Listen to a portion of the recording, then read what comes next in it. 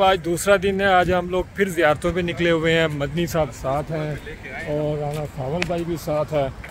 और ये जी मदनी साहब आपको हिस्ट्री बताते हैं कि किस ज़ियारत पे अभी मौजूद हैं। लामा साहब हैं।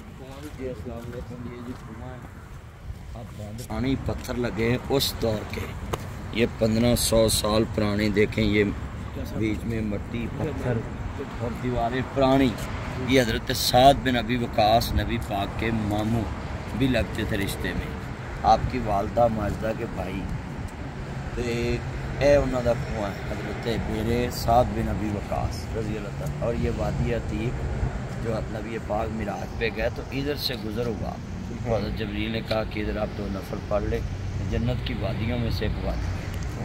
तो ये बड़ा अच्छा हुआ भाई निसार मदनी साहब हमारे साथ। और इनके पास हम जा रहे थे तो इन्होंने हमें इधर खड़ा करके हम पे नेकी की कि हमें वो कुएँ की ज़ियारत कराई कि जिस कुएँ को निस्बत रसूल ये है कि नबी पाक सल्लल्लाहु अलैहि वसल्लम के मामू और कहने ना 2 बड़ा माँ कहिए करम। तो ये कितना खूबसूरत रिश्ता रसूलुल्लाह सल्लल्लाहु अलैहि वसल्लम से साथ में नबी पाक अशरा मुबशरा से की इशारत दी हुई है। साथ वैसे नबी ने नाम भी लिखा हुआ है जी। और बहुत शुक्रिया आपने। ये पुरानी लकड़ स्टोर की। जिंदाबाद जिंदाबाद पाकिस्तान जिंदाबाद।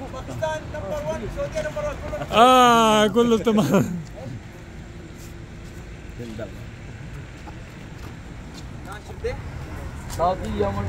जिंदाबाद जिंदाबाद